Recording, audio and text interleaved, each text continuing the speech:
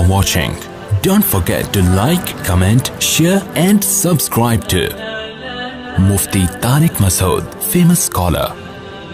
نحمده ونستعينه ونستغفره ونؤمن به ونتوكل عليه ونعوذ بالله من شرور أنفسنا ومن سيئات أعمالنا من يهده الله فلا مضل له ومن يضلل فلا هادي له ونشهد أن لا إله إلا الله وحده لا شريك له ونشهد أن سيدنا وحبيبنا وشفيعنا وسندنا محمدا عبده ورسوله صلى الله تعالى عليه وعلى آله وأصحابه وبارك وسلم تسليما كثيرا كثيرا. أما بعد فأعوذ بالله من الشيطان الرجيم. بسم الله الرحمن الرحيم. والذين آمنوا أشد حبا لله. قرآن مجید کی ایک آیت تلاوت کی ہے. اللہ تعالیٰ سے دعا ہے اللہ تعالیٰ صحیح طرح سے بات کہنے کی، سننے کی، سمجھنے کی اور عمل کی توفیق عطا فرمائے. مائک کو سیٹ کریں یار، یہ کیا سیٹیاں مار رہا ہے.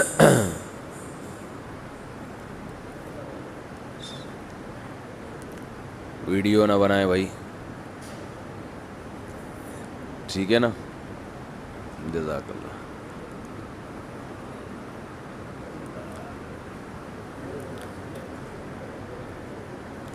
اللہ تعالیٰ نے اپنے بندوں کو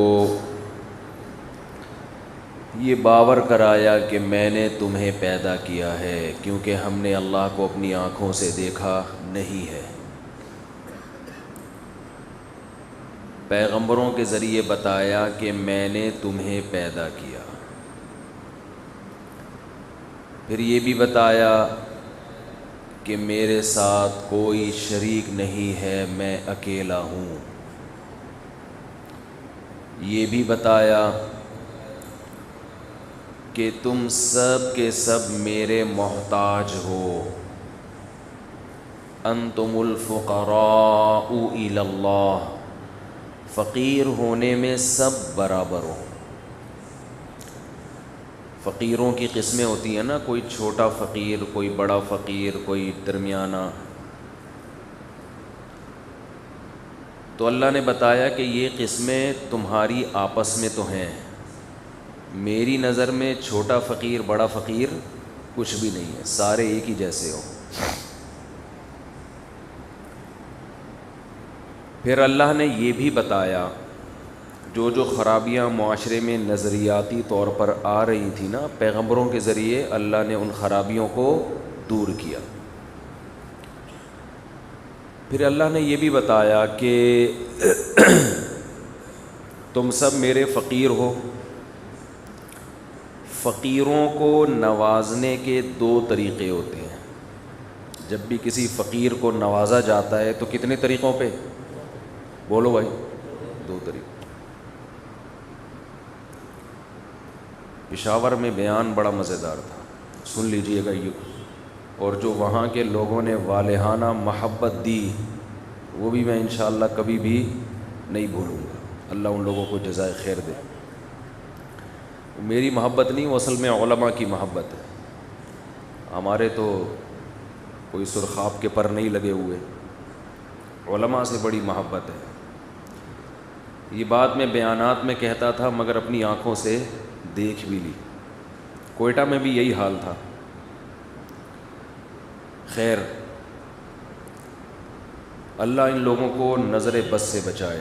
اور مسئلہ یہی ہے کہ ان علاقوں کی طرف KPK، چترال، گلگت، بلوچستان، ان علاقے میں اسلام دشمن قوتیں زیادہ متحرک ہیں.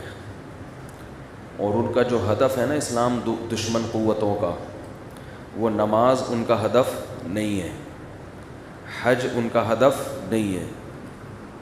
ان کا جو مضبوط خاندانی نظام ہے اس کو تباہ کرنا ہدف ہے. کیونکہ خاندانوں میں خاندانی لوگ پیدا ہوتے ہیں، جہاں خاندان نہ ہو وہاں خاندانی لوگ پیدا نہیں ہوتے. ایک مثال میں نے پشاور والوں کو بھی دی, آپ کو بھی دے کے بس اصل ٹاپک کی طرف چلتا ہوں, یہ آج کا میرا موضوع نہیں ہے. بتاؤ گدھا خاندانی ہے یا غیر خاندانی؟ بولو نا. غیر خاندانی. کیوں؟ گدھے کا ماموں ہوتا ہے؟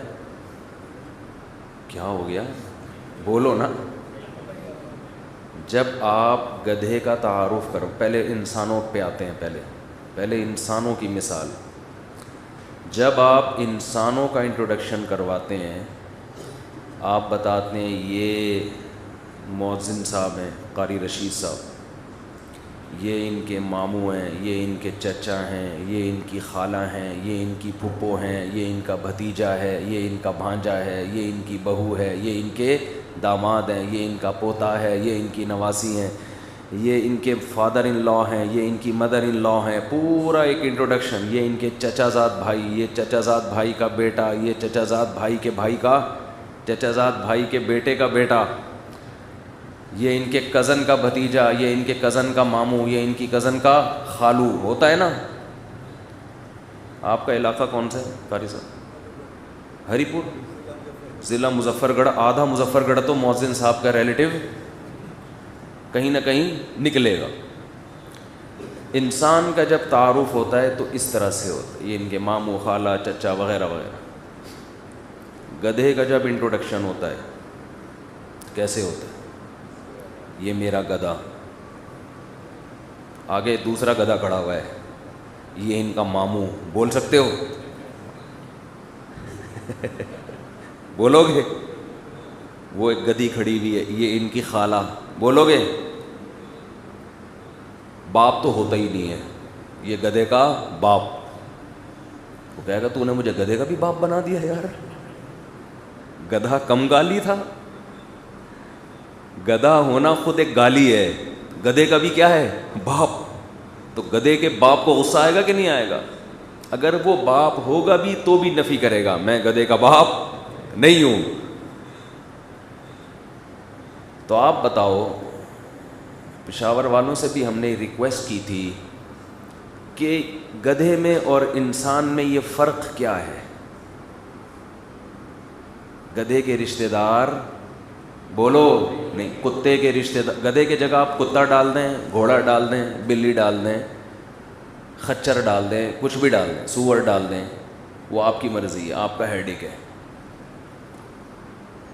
فرق یہ ہے کہ گدھے کے ریلیٹیوز نہیں ہوتے, انسانوں کے رشتے ہوتے ہیں.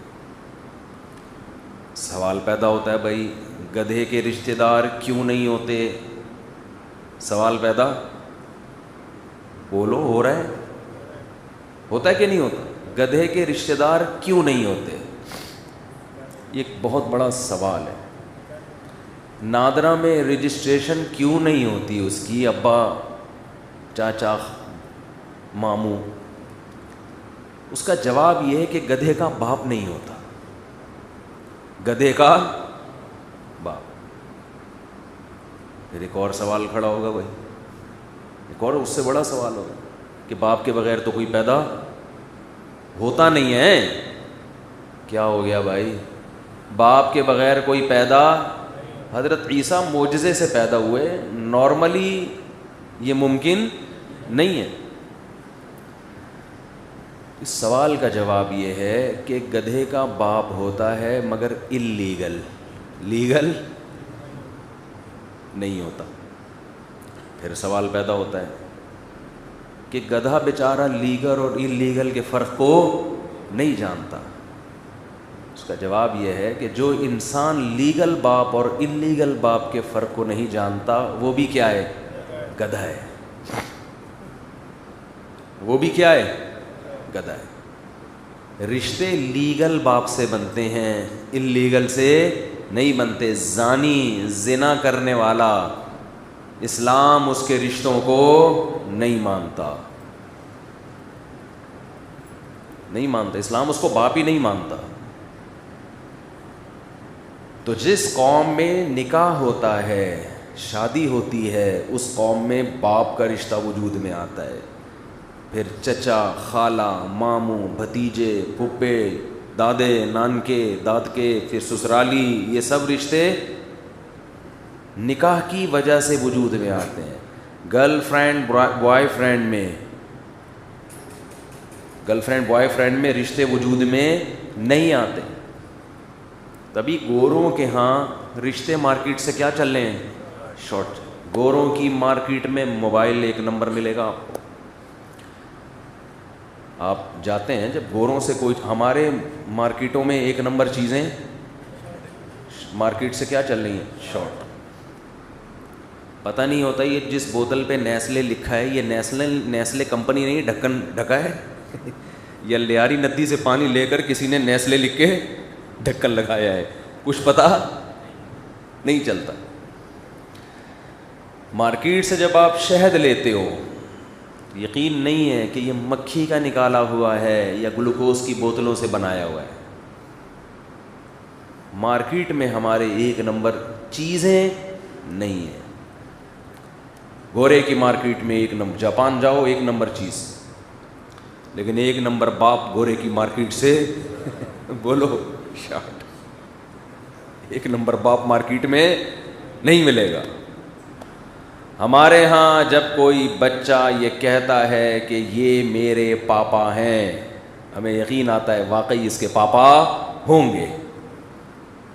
ہمیں ڈی این اے کی ضرورت نہیں، ہمیں یقین ہوتا ہے ہوں گے پاپا. ایک آدمی کے ہاں کچھ ضرورت سے زیادہ لبرل تھے، وہ نام نہاد لبرل جسے کہتے ہیں نا، جن کے ہاں براڈ مائنڈڈ، سب یہ بھی ٹھیک وہ بھی ٹھیک. تو ان کے ہاں بچے پیدا ہو رہے تھے.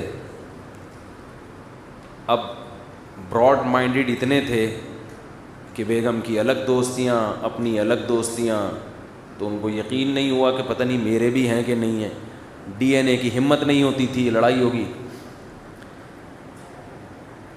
تو ان کے جب 10واں بچہ پیدا ہوا، ویسے لبرل لوگوں کے اتنے ہوتے نہیں ہیں. لبرل سے میری مراد ہوتی ہے نام نہاد لبرل، یہ بتا دو، ورنہ اسلام جتنا لبرلزم کا قائل ہے اتنا کوئی بھی نہیں ہے. اس پہ میں تفصیلی بیان کر چکا ہوں. جو لبرل بننے کی کوشش کرتے ہیں، تو 10واں بچہ پیدا ہوا تو اس کی شکل 9 سے مختلف تھی. 9 بہن بھائی ایک جیسے، 10ویں کی شکل تھوڑی کیا ہے؟ ڈفرینٹ. صحیح. اس کو شک ہوا کہ یار کوئی مسئلہ دال میں کالا کالا، یہ 10واں ڈاؤٹ ہے. یہ میرا شبہ ہوا کہ کیونکہ اس کی شکل باقی 9 سے کیا ہے؟ مختلف. پوچھتے تو لڑائی ہوتی، بیوی کہتی مجھ پہ شک کر رہے ہو. جب ان کی موت کا وقت آیا تو انہوں نے اپنی وائف کو بلایا کہ دیکھ اب تو میں دنیا سے جا رہا ہوں، تیرا کچھ بھی نہیں بگاڑ سکتا، اب بتا دے یہ 10واں کس کا ہے، کیونکہ اس کی شکل 9 سے کیا ہے؟ بولو مختلف. تو بیوی نے کہا کہ سچ سچ بتاؤں؟ اس نے کہا ہاں. اس نے کہا صرف یہی تیرا ہے، صرف اسی لیے اس کی شکل 9 سے. بولو. جو بے پردگی کا ماحول معاشرے میں پھیلایا جا رہا ہے نا، گرل فرینڈ بوائے فرینڈ، تو اس سے ایک تو نکاح کا سیٹ اپ ہی ختم ہوگا، اور اگر ہو بھی گیا نکاح تو رزلٹ یہ ہوگا مرد کو بیوی پہ شبہ، عورت کو مرد پہ. عورت کو یہ ہے کہ یہ پتہ نہیں کہاں جا کے منہ کالا کرتا ہوگا. اور یہ ہو رہا ہے، یہ ہونا شروع ہو گیا ہے. جن چیزوں کا ہم ماضی میں کبھی تصور بھی نہیں کیا کرتے تھے، آج ان چیزوں کو مسلمان گھرانوں میں دیکھ کر دل خون کے آنسو رونے کا دل کرتا ہے. یہ کیا ہو رہا ہے؟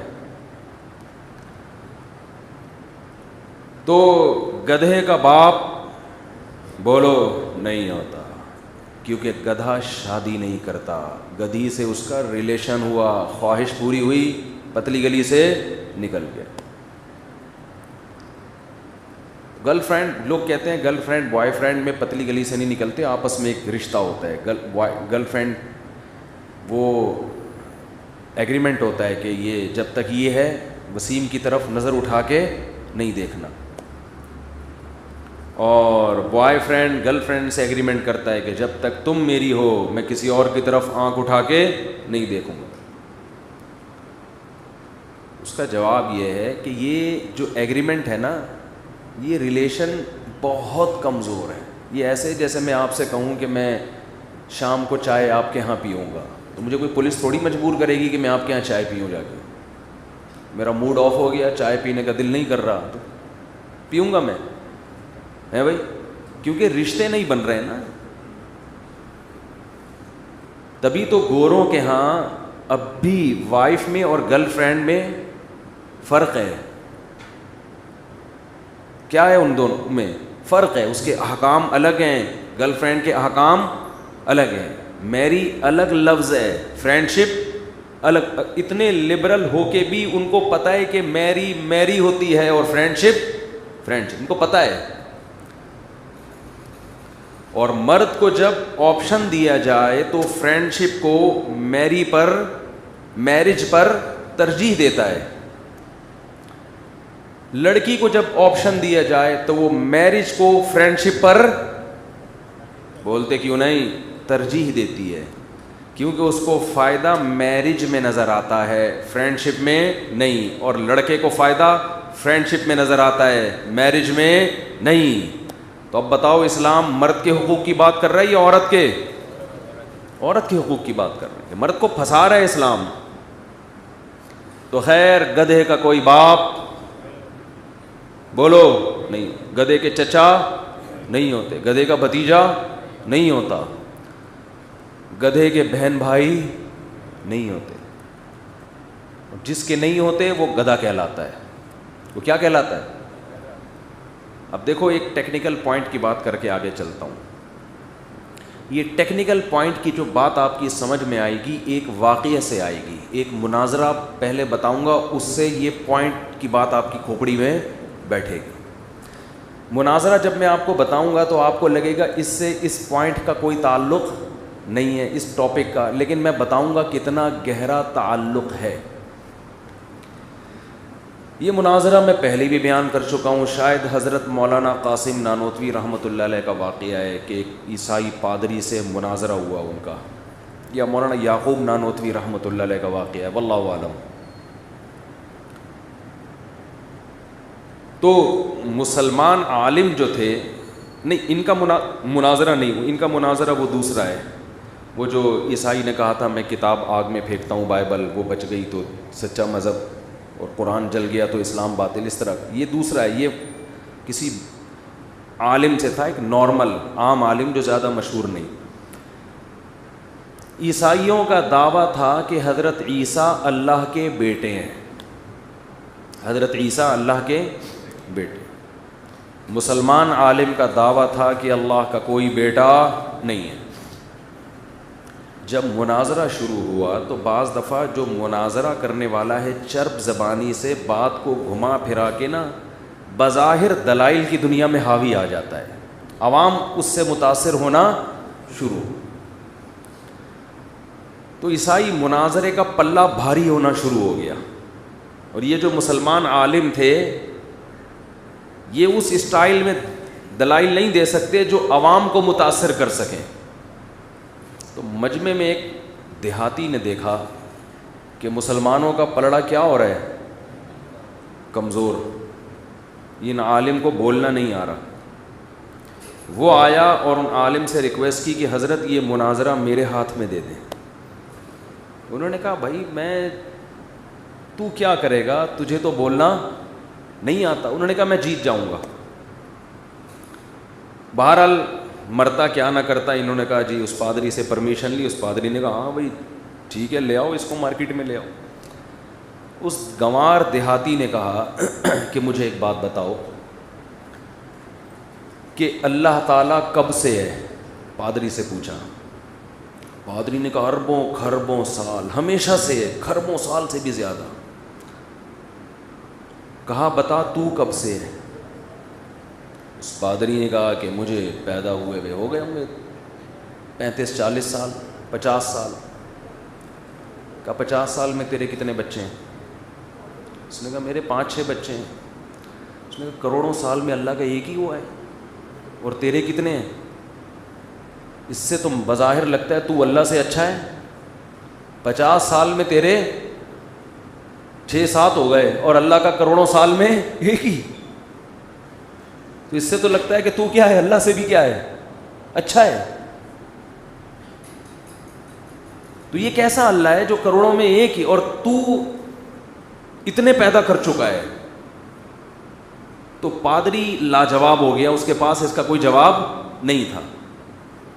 دیہاتی نے تو اپنے اسٹائل میں جواب دیا. حضرت مولانا یعقوب نانوتوی رحمۃ اللہ علیہ نے اس دیہاتی کے جواب کو علمی انداز میں بیان کیا ہے.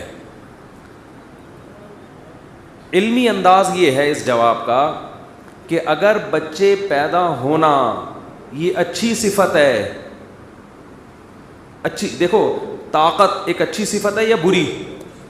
تو طاقت اللہ میں زیادہ ہے یا بندوں میں؟ اللہ کی لامحدود, بندوں میں محدود. سخاوت بری صفت ہے یا اچھی؟ اچھی. تو بندوں میں تھوڑی, اللہ میں زیادہ.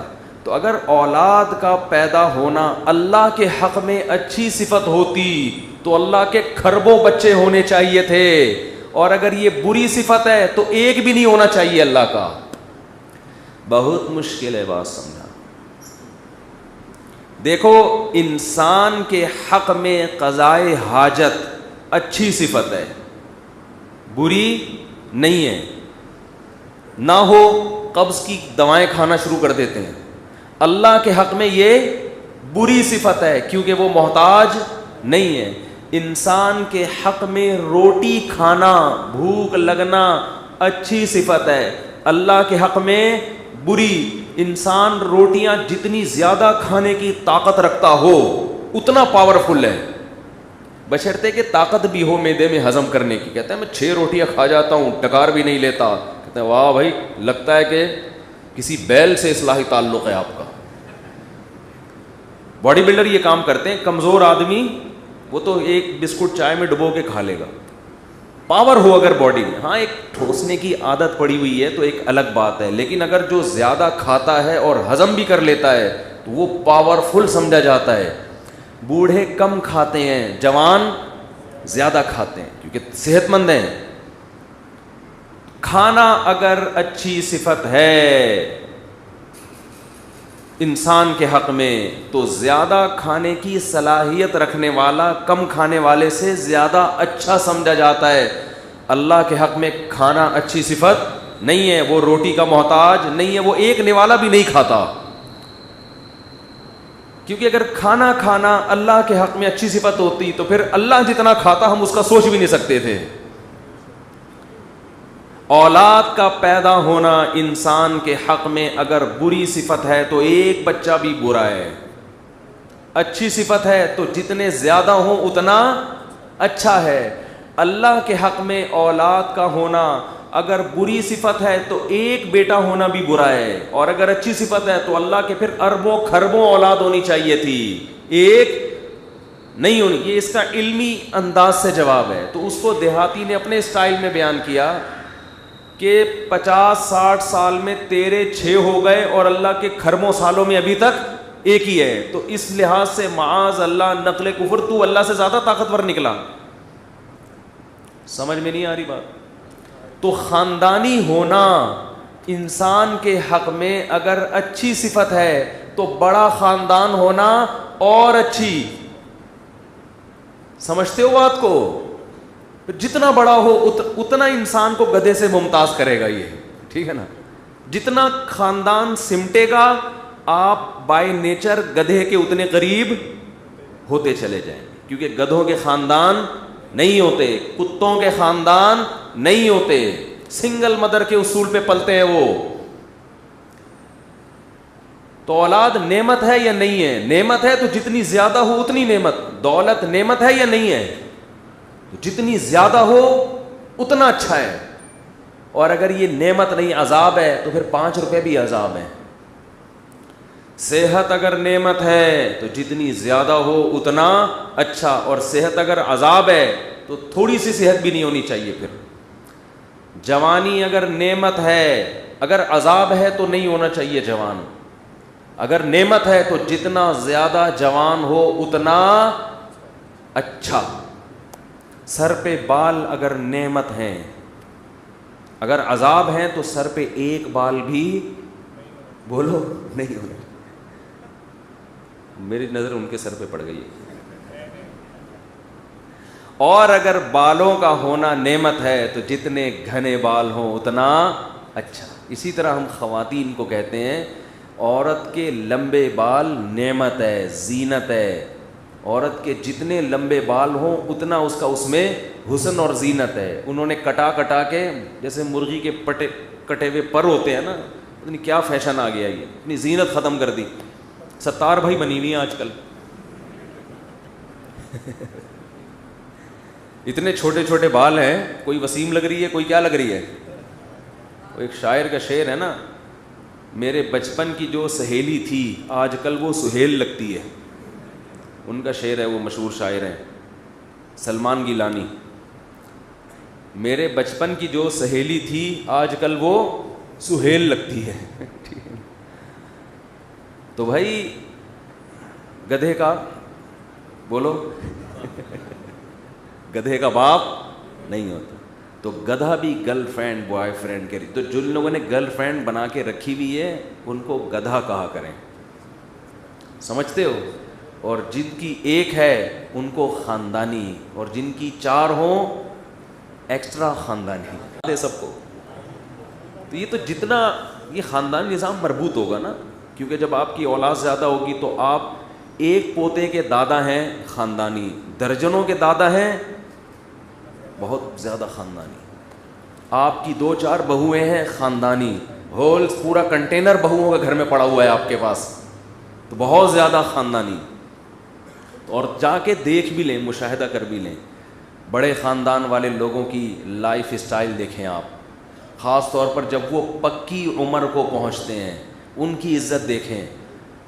اور چھوٹے خاندانوں میں جا کے بھی دیکھیں, محبتیں چھوٹے خاندانوں میں نہیں ہوتی, کیونکہ مفاد پرست بن جاتا ہے انسان. ابھی چائنا کہہ رہے 3 بچے پیدا کرو, چائنیز اس کے لیے تیار نہیں ہے. وہ کہتے ہیں بچہ اگر پینلٹی ہے, جرمانہ ہے, تو 1 بھی جرمانہ ہے, 1 بھی عذاب ہے, 2 بھی عذاب, 3 کیوں پیدا کریں ہم. وہ ایسا دماغ بنا دیا انہوں نے.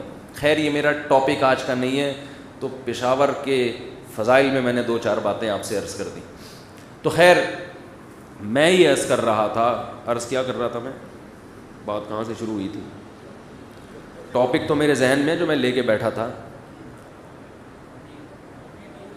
جی فقیر 2 طرح کے ہوتے ہیں, میں یہ عرض کر رہا تھا. دنیا میں فقیر 2 طرح کے ہوتے ہیں, ایک چھوٹا فقیر اور ایک بڑا فقیر. آج کل تو مارکیٹ میں چھوٹے فقیر, بعض دفعہ جس کو آپ زکوٰۃ دے رہے ہوتے ہو نا وہ ہنس رہا ہوتا ہے. وہ کیا کر رہا ہوتا ہے, بڑے بڑے فراڈی اس فیلڈ میں ہم نے دیکھے ہیں, وہ ہنس رہا ہوتا ہے, اس کو کیسا بیوقوف بنایا میں نے.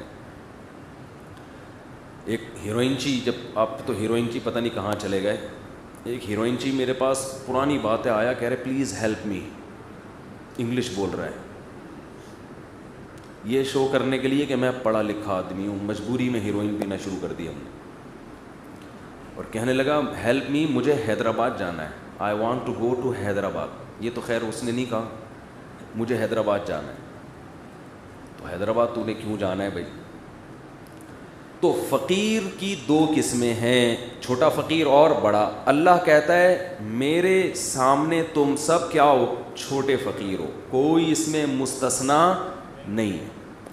دوسری بات یہ کہ ہم جب فقیروں کو نوازتے ہیں, دیتے ہیں, تو دینے کے 2 طریقے ہیں. بعض دفعہ ہم کیا کرتے ہیں کہ 50 روپے پکڑائے, 100 روپے پکڑائے, بھائی تو روٹی لے کے کھا لے, تو کچھ بھی کھا لے. بعض دفعہ ہم یہ کرتے ہیں کہ اس کو اپنے پاؤں پہ کھڑا کرنے کی کوشش کرتے ہیں, اور کرنا بھی یہی چاہیے کہ بھائی بجائے اس کے کہ آج اس نے روٹی کے لیے 50 روپے مجھ سے مانگے, رات کسی اور سے مانگے گا, تو اس کو ایک ریڑھی خرید کے دے دو, دکان بنا کے دے دو, رکشہ خرید کے دے دو, تاکہ یہ میرا محتاج بولو نہ رہے.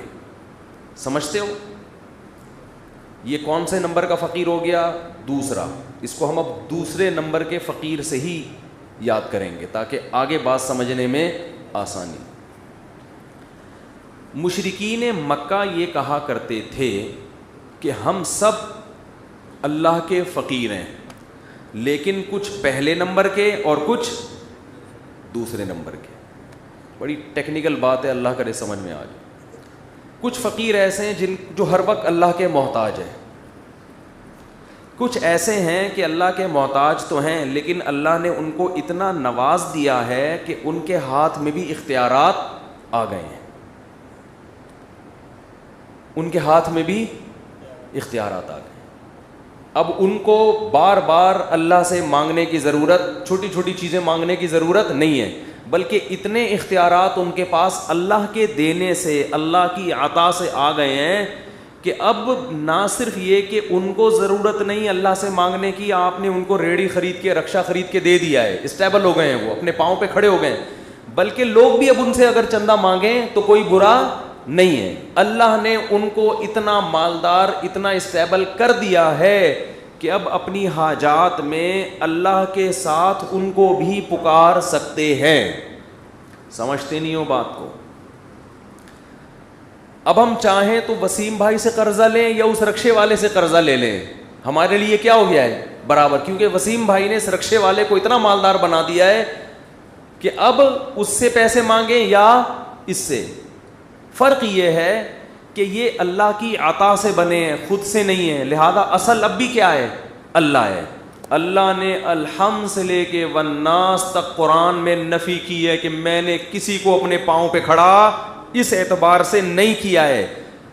وسیم بھی میرا محتاج اور وہ بھی میرا محتاج.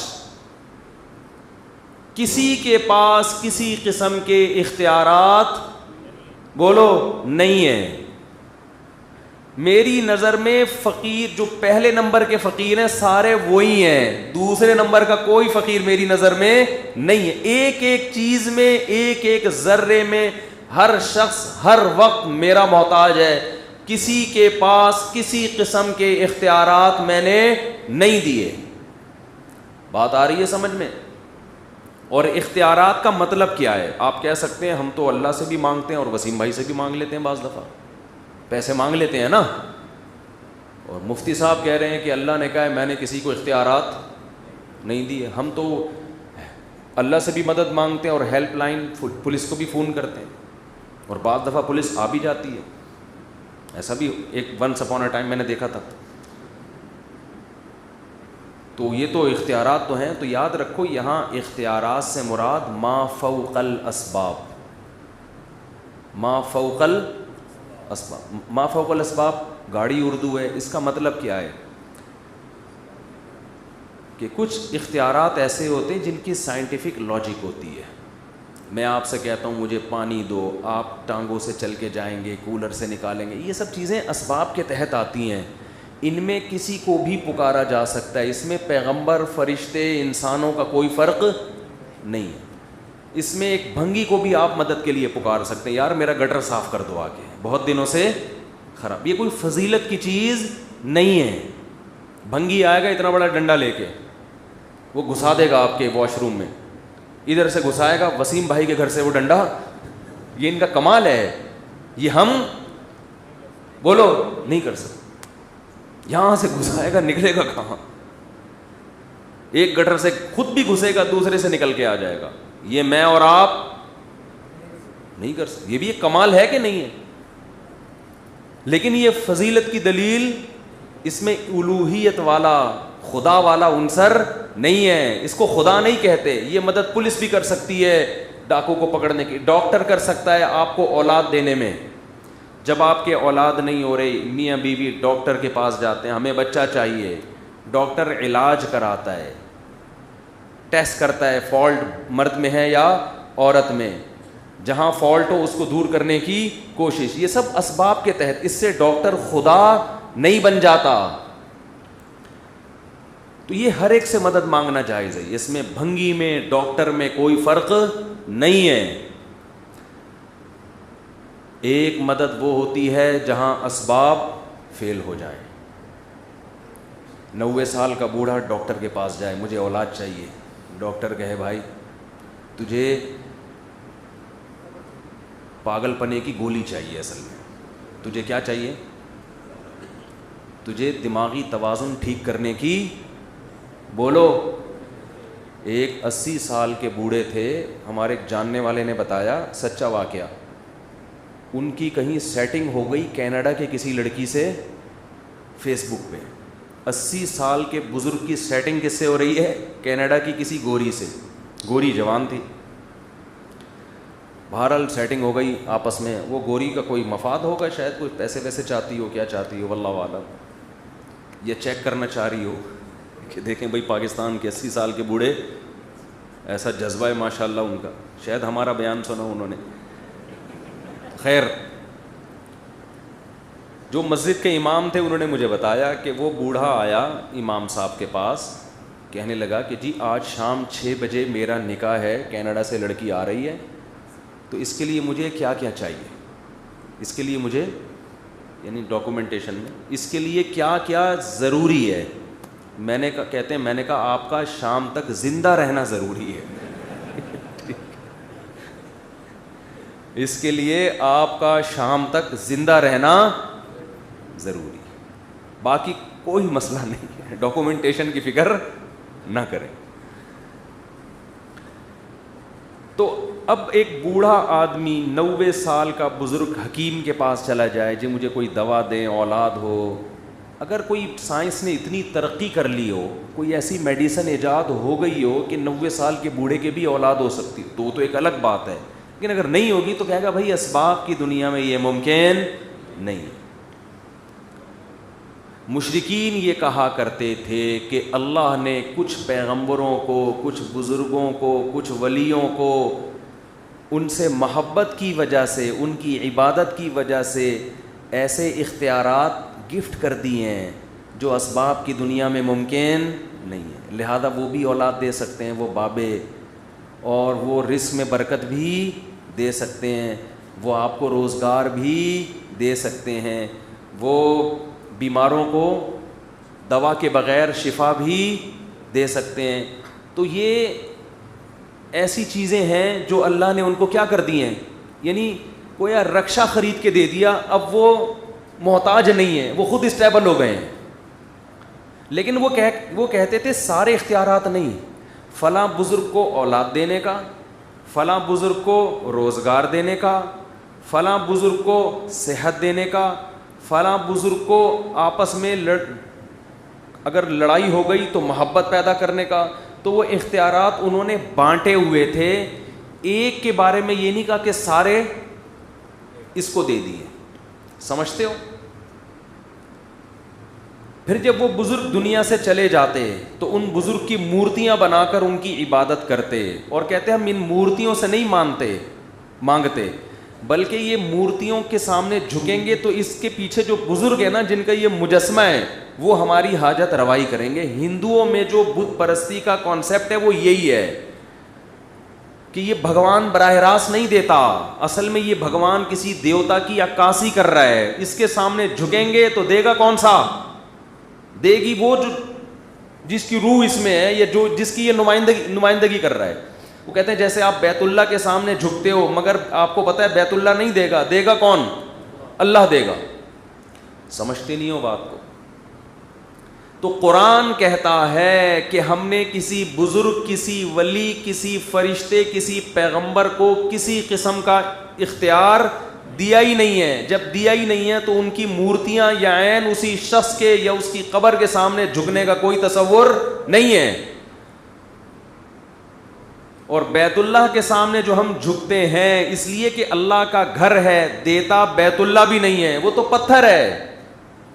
حضرت عمر نے حجر اسود کو چوم کے فرمایا تھا نا کہ مجھے پتہ ہے نہ تو نقصان دے سکتا ہے اور نہ تو فائدہ. میں نے محمد صلی اللہ علیہ وسلم کو دیکھا ہے کہ تجھے بوسہ لیتے ہوئے, اس لیے لے رہا ہوں, فائدہ نقصان تیرے ہاتھ میں نہیں ہے. تو یہ شرک معاشرے میں آج بہت تیزی سے پھیل گیا ہے. شیعہ حضرات کہتے ہیں حضرت علی کے پاس اختیارات, اہل بیت کے پاس اختیارات. ہمارے بہت سے دوسرے چینل والے لوگ کہتے ہیں اللہ نے اپنے حبیب کو اختیارات دیے ہوئے ہیں اور مختار کل بنا دیا. مشرکین تو کہتے تھے فلاں اختیار اس کو, فلاں اختیار اس کو. یہ کہتے ہیں اللہ نے اپنے حبیب کو سارے اختیارات دے دیے ہیں. اللہ کی عطا سے ہمارے حبیب اولاد بھی دے سکتے, ہمارے نبی اولاد بھی دے سکتے ہیں, اللہ کی عطا سے بگڑی بنا سکتے ہیں, اللہ کی عطا سے بے روزگاروں کو روزگار دے سکتے ہیں. ہم یہ کہتے ہیں کہ اللہ نے اپنے حبیب صلی اللہ علیہ وسلم کو ان اختیارات میں سے تمام تو دور کی بات کوئی ایک اختیار بھی نہیں دیا ہے. ایک اختیار کا قائل ہونا بھی اسی طرح کا شرک ہے جیسے تمام اختیارات کا قائل ہونا یہ شرک ہے. اللہ کی نظر میں دونوں شرک برابر ہیں. ہمارے پیغمبر بھی اللہ کے اسی طرح محتاج ہیں جیسے ہم محتاج. محتاجی میں اللہ کے ہاں سب کیا ہیں؟ برابر. کسی کو کسی قسم کا اختیار اللہ نے نہیں دیا ہے. ہاں اسباب کے تحت. اچھا ایک اشکال کا جواب دے کے میں آگے چلتا ہوں. بعض لوگ کہتے ہیں کہ یہ کیا بات ہوئی بھائی, اسباب سے ہٹ کے اختیارات پیغمبر کو نہیں دیے, قرآن سے پتہ چلتا ہے فرشتوں کو تو دیے ہیں. بارشیں کون برساتے ہیں؟ بولو, فرشتے.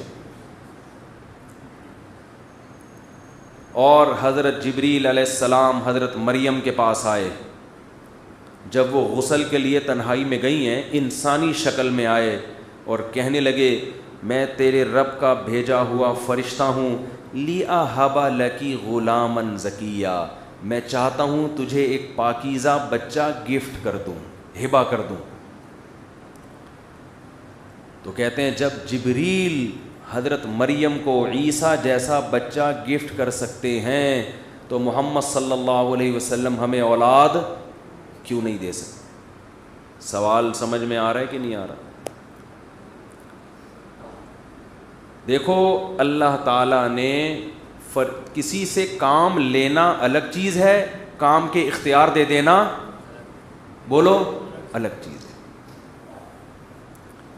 مثال کے طور پر ہم قلم سے پین سے کام لیتے ہیں, تحریر لکھتے ہیں, لیکن تحریر لکھنے کا اختیار قلم کے پاس نہیں ہوتا. ہم جدھر کو گھمائیں گے قلم وہاں گھومے گا, اس سے مدد لے رہے ہیں. بعض دفعہ مدد کی ضرورت نہیں بھی ہوتی, آپ کمپوز کر سکتے ہو پھر بھی قلم سے مدد لے لیتے ہو. قلم کے ذریعے کام لینا الگ چیز ہے, قلم کو اختیار دینا الگ چیز ہے.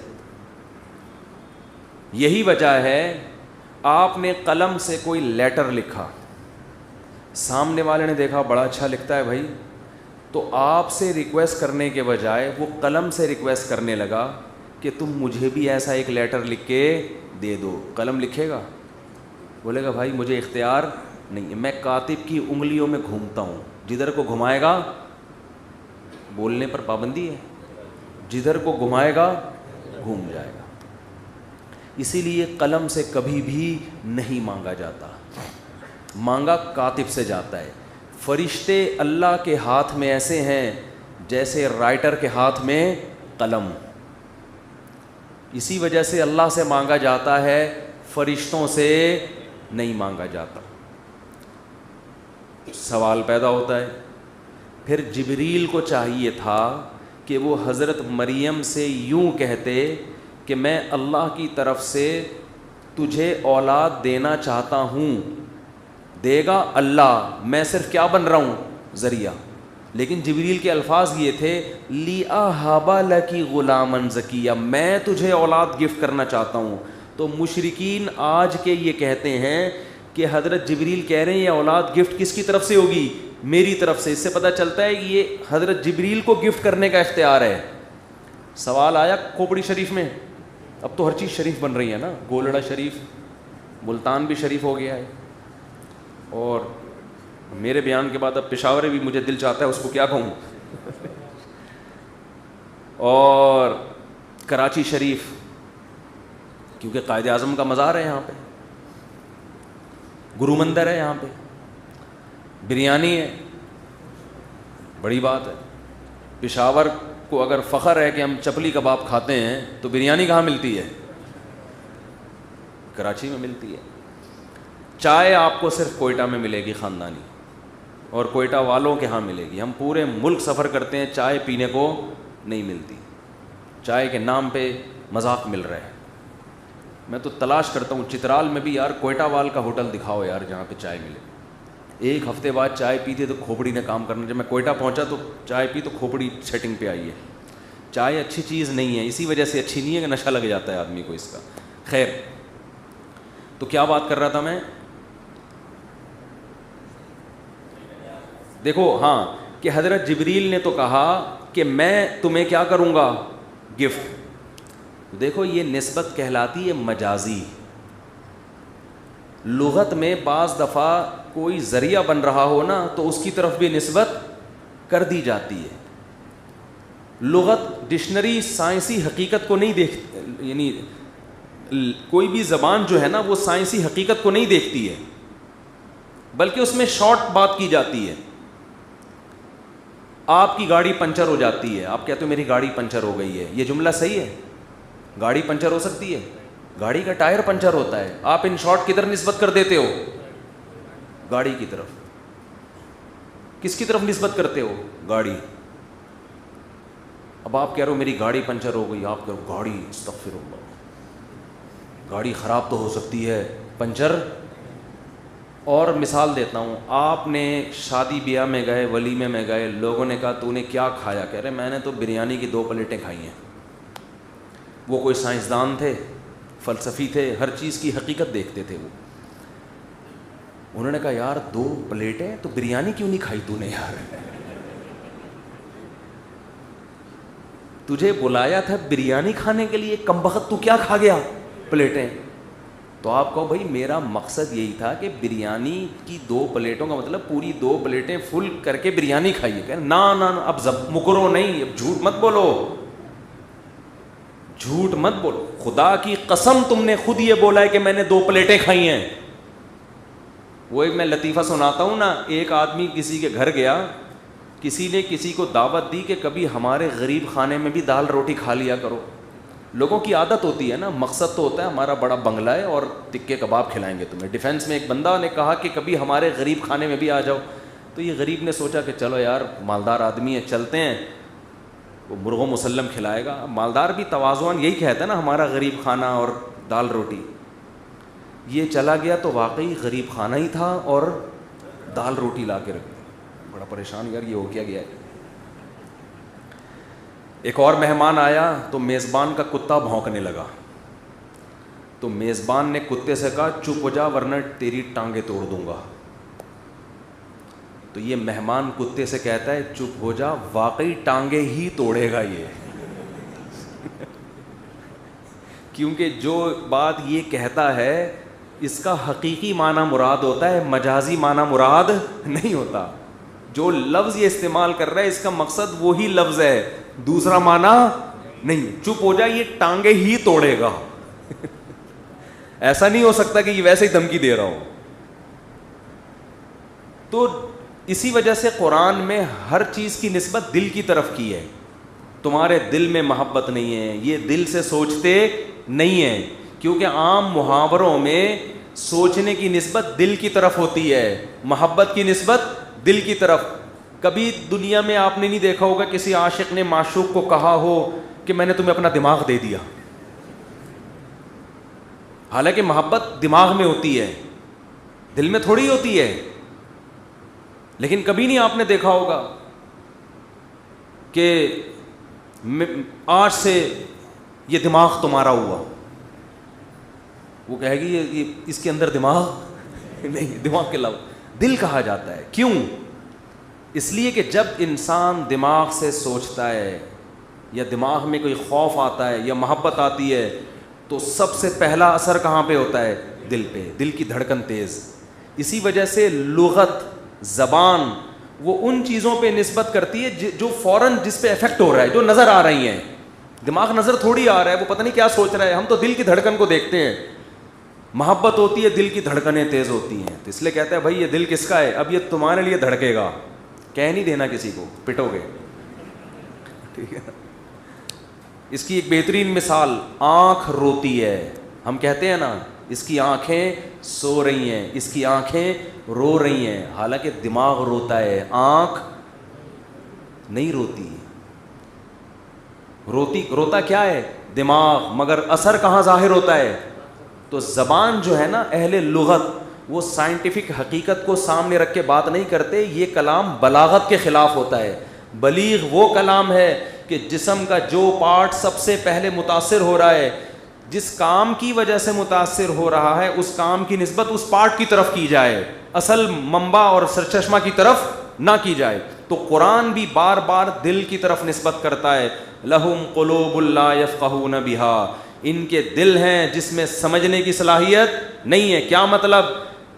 کہ ان کے ایسے دل ہیں کہ دماغ میں جب کوئی چیز آتی ہے تو دل پہ اس کا اثر نہیں ہوتا. اس سے پتہ چلتا ہے سمجھنے کی صلاحیت ہی ختم ہو گئی ہے. تو اب بجائے قرآن یہ سائنٹیفک حقیقت بیان کرتا کہ ان کے دماغ ہیں جس میں سمجھنے کی اتنی صلاحیت نہیں ہے کہ دل پہ اس کا اثر ہو, یہ کلام بلاغت کے خلاف ہو جاتا. قرآن ڈائریکٹ کس کی طرف نسبت کرتا ہے؟ دل کی طرف. یہ بلاغت ہے. اور وہ محبت جو مطلوب ہے اسلام میں, وہ وہی محبت ہے کہ دماغ سے نکل کے اس کا اثر کہاں ہو؟ دل پہ ہو. اگر اثر نہیں ہو رہا تو وہ جامد محبت ہے. تو قرآن اللہ کی وہ محبت چاہتا ہے جس کا اثر کس پہ ہو؟ دل پہ. اسی وجہ سے ہمارے حبیب صلی اللہ علیہ وسلم کو کا سینہ مبارک چاک کر کے آپ کا دل نکالا گیا, اس میں نور معرفت ڈالا گیا. اس کی وجہ بھی یہی ہے کہ دماغ کا کنیکشن کس سے ہے؟ دل سے اللہ نے قائم کیا ہے. تو خیر میں عرض کر رہا, یہ دل دماغ گردے پھیپڑے پتہ نہیں کہاں سے آ گئے. بات کیا چل رہی تھی؟ وہ جو ہے ہاں, تو یہ جو حضرت جبریل نے کہا ہے کہ میں تجھے اولاد گفٹ کرنا چاہتا ہوں, یہ مجازی نسبت ہے, حقیقی نسبت نہیں ہے. حقیقت میں کس نے یہ اولاد دی ہے؟ یہی وجہ ہے کہ آج کے مشرکین کبھی بھی حضرت جبریل سے اولاد نہیں مانگتے. کبھی نہیں کہتے کہ اے جبریل, جیسے آپ نے حضرت مریم کو عیسیٰ دے دیا تو مجھے بھی ایک وسیم غفار ستار نام کا کوئی بندہ مل جائے. کبھی مانگا انہوں نے؟ نہیں مانگتے. کبھی فرشتوں سے بارش مانگی گئی ہے؟ پتہ ہے بھائی, فرشتے اللہ کے ہاتھ میں ایسے ہیں جیسے کاتب کے ہاتھ میں کیا ہوتا ہے؟ قلم. اور یہ فرشتوں کی فضیلت کی دلیل نہیں ہے, کیونکہ یہ کام مزدوروں سے لیا جاتا ہے. اللہ پیغمبروں سے یہ کام نہیں لیتے. پیغمبر کا جو منصب ہے وہ یہ ہے کہ اللہ کا پیغام اللہ کے بندوں تک پہنچوائیں. اس لیے پیغمبروں کی فضیلت کس پر ہے؟ فرشتوں پر. سمجھتے نہیں ہو بات کو, میرا خیال ہے. تو اس لیے اللہ نے بتایا کہ تم سب کے سب کس کے محتاج ہو؟ اللہ کے. اور انسان جب انسان کا محتاج ہوتا ہے تو دیر آر 2 types آف محتاجی. تو محتاجی کی کتنی قسمیں ہیں؟ 2. لیکن جب انسان اللہ کا محتاج ہے تو سارے ایکول, سب برابر. نہ علی مشکل کشا, نہ غوث اعظم مشکل کشا, نہ محمد صلی اللہ علیہ وسلم مشکل کشا, نہ پیران پیر مشکل کشا. سب کس کے محتاج؟ اللہ کے. یہاں میں ایک بات کروں, بعض لوگ توحید کی آڑ میں فساد مچاتے ہیں, موحد لوگوں کو بھی مشرک کہنا شروع کر دیتے. دیکھو, مشکل کشا کے بھی 2 مطلب ہیں. ایک مطلب اسباب سے ہٹ کے مشکل کشا, ایک مطلب اسباب کے تحت مدد کرنے والا. مشکل کشا کا لغوی معنی کیا ہے؟ مشکلیں دور کرنے والا. تو اگر کوئی کسی کو مشکل کشا اس معنی میں کہے کہ یہ اپنی صلاحیتیں استعمال کرتا ہے, مثلا یہ ڈاکٹر اچھا ہے, تو وہ بھی تو اس لحاظ سے مشکل کشا ہے نا کہ اس نے لوگوں کی بیماریوں کو کیا کر دیا؟ دور. تو اس بیس پر اگر کوئی ڈاکٹر کو مشکل کشا کہتا ہے تو اسے مشرک کہنے کی اجازت بولو نہیں ہے. تو بعض بزرگان دین ایسے گزرے ہیں جن کے ہاں مشکل کشا کا یہ معنی نہیں تھا جو مشرکین کی نظر میں ہے, بلکہ وہ دوسرے معنی میں انہوں نے کسی کو مشکل کشا کہا ہے کہ ان کے پاس جب بھی جاؤ, ان کو جو اللہ نے صلاحیتیں دی ہیں, جیسے کوئی سخی ہے تو جب بھی کوئی فقیر جاتا ہے یہ سخی اس کو مدد کرتا ہے, پیسے دیتا ہے. ایک ڈاکٹر ہے, حکیم ہے, جب بھی کوئی بیمار جاتا ہے اللہ نے اس کے ہاتھ میں شفا رکھی ہے.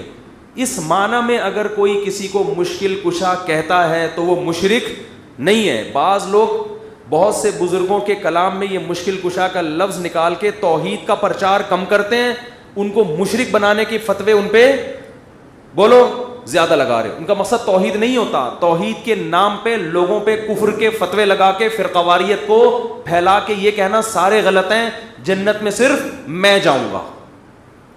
سمجھ میں نہیں آ رہی بات. ہاں یہ بات ضرور ہے کہ جن بزرگوں نے مشکل کشا اس معنی میں لکھا کسی بزرگ کو یا کسی ولی کو کہ یہ اسباب کے تحت لوگوں کی مشکلات دور کرتے تھے, اس معنی میں, وہ بزرگ اگر ہمارے دور میں ہوتے تو ہم ان سے ریکویسٹ کرتے کہ حضرت آپ کو ایسا لفظ استعمال نہیں کرنا چاہیے جو روح معنی ہو, کیونکہ توحید کے معاملے میں اسلام بہت حساس ہے.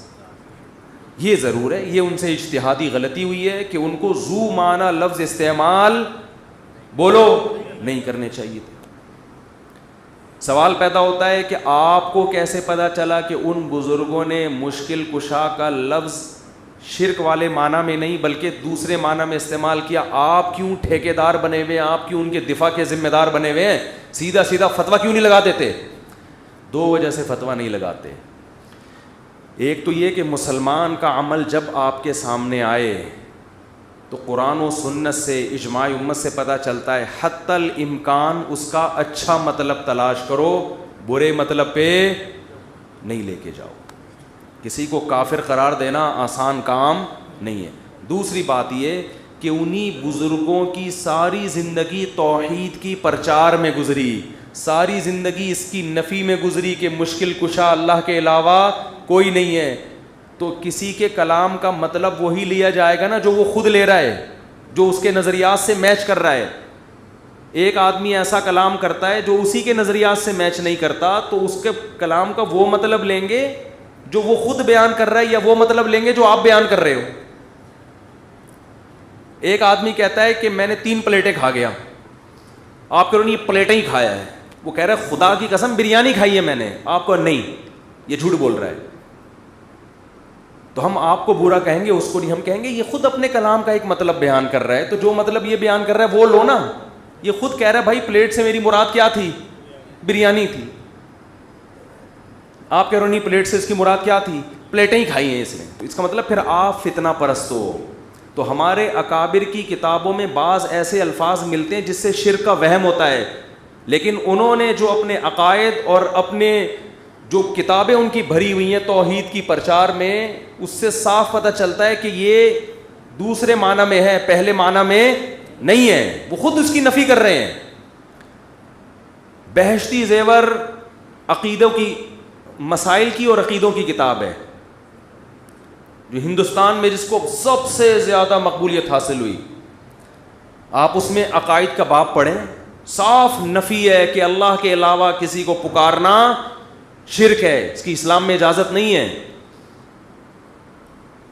اگر علماء دیوبند مشرک ہوتے تو ہم علماء دیوبند کے وارث بننے کی کوشش کرتے ہیں, ہم بھی قبر پرست ہوتے, ہم بھی قبروں پہ جاتے.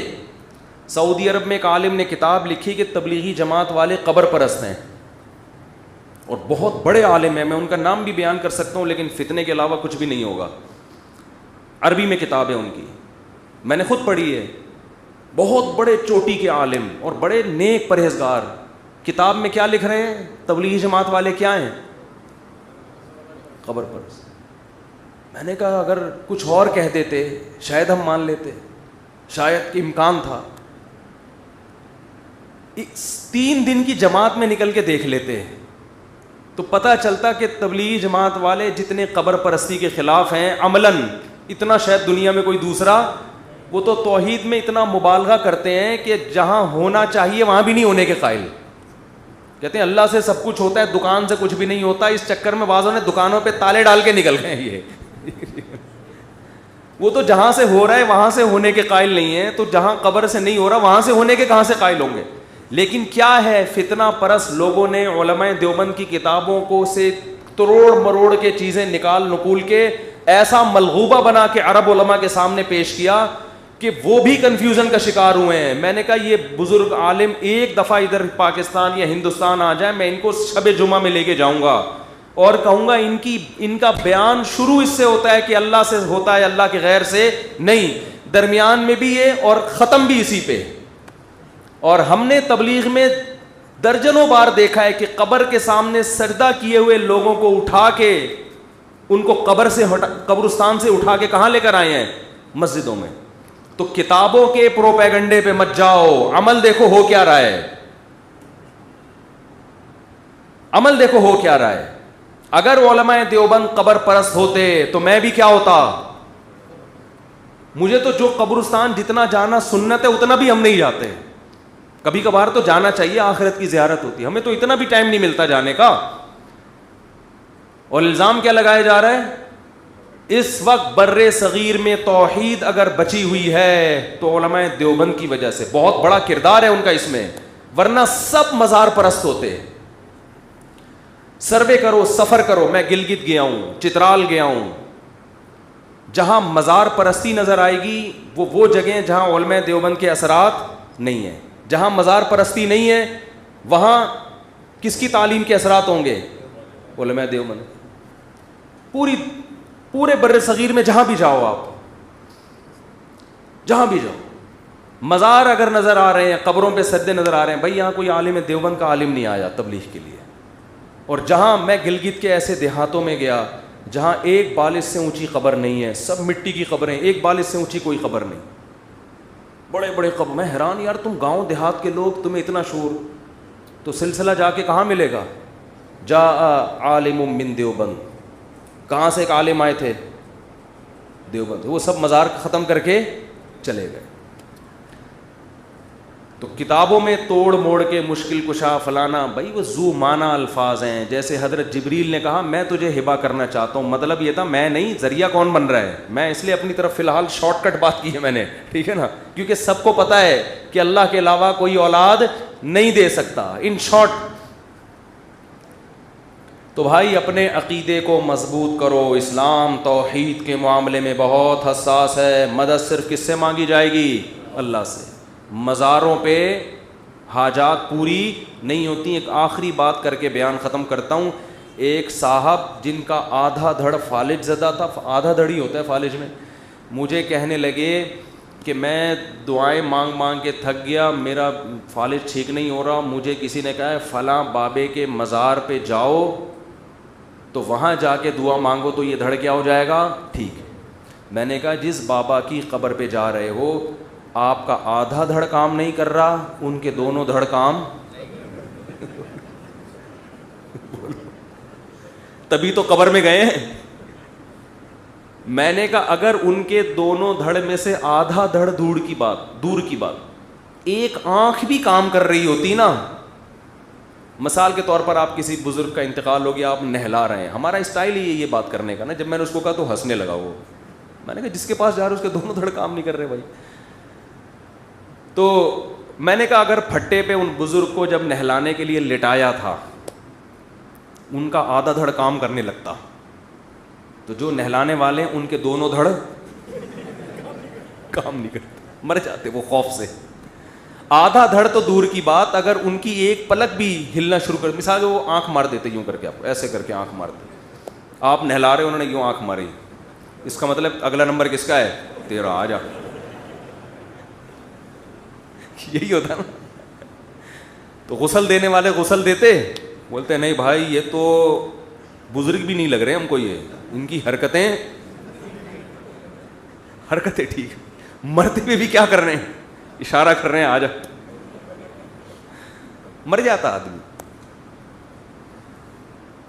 تو جس کے قرآن کہہ رہے یہ کیا, اموات غیر احیاء, یہ مردہ ہیں, زندہ نہیں ہے. وما یشعرون ایان یبعثون, ان کو تو پتہ بھی نہیں ہے کہ کب قیامت میں اللہ دوبارہ زندہ کرے گا ان کو. تو حاجت روائی, مشکل کشائی کس کے ہاتھ میں ہے؟ اللہ کے ہاتھ. تو ہم یہ بات بھی ہمیں کس نے بتائی؟ اللہ نے. تو اللہ نے بتایا یہ کائنات خود سے نہیں بنی, میں نے بنایا, میں اکیلا ہوں. پھر اکیلے کے مطلب میں بھی لوگوں نے دو معنی کر دیا, اللہ اکیلا, اللہ تو ہے لیکن یہ بھی اختیار دیا. اللہ کہتے ہیں نا نا نا نا نا, اختیارات بھی کسی کو میں نے نہیں دیے. تنہا وحدہ لا شریک لہ, کوئی عبادت کے دعا کے لائق نہیں. اور انتم الفقراء, تم سب میرے ایک جیسے محتاج ہو. اس میں پیغمبر, فرشتے, بزرگ, ولی کا کوئی فرق نہیں ہے. تو یہ ہمارے ایمان کا بنیادی جز ہے, اس کے بغیر کوئی عمل اللہ قبول نہیں کرتا. عقیدے کے بغیر دنیا سے چلے گئے تو اللہ نے پیچھے دعا کرنے کی اجازت بھی نہیں دی ہے. میں بھی کیلاش میں تھا, ایک آدمی کی والدہ, وہ لوگ کیلاشی لوگ مسلمان ہو جاتے ہیں, بہت سے غیر مسلم ہیں, تو ایک شخص کا پورا خاندان مسلمان ہو گیا, ماں مسلمان نہیں ہوئی. تو بہت, میں ان کے گھر بھی گیا, بہت ٹینشن میں تھا وہ. اس کو یہ ٹینشن تھی میری ماں اگر مر گئی تو میں تو اس کے لیے دعا بھی نہیں کر سکتا, اس کو غسل نہیں دے سکتا, اس کا جنازہ نہیں پڑھا سکتا. تو ایمان جس کے پاس نیا نیا آیا ہے اس کو اس ایمان کی اور توحید کی قدر ہے. ہمیں چونکہ باپ دادا سے ورثے میں ملا ہے تو کوئی بھی ہمارے ایمان پہ بڑے آرام سے ڈاکہ ڈال دیتا ہے. اللہ تعالی ہمیں سمجھنے کی, عمل کی توفیق عطا فرمائے.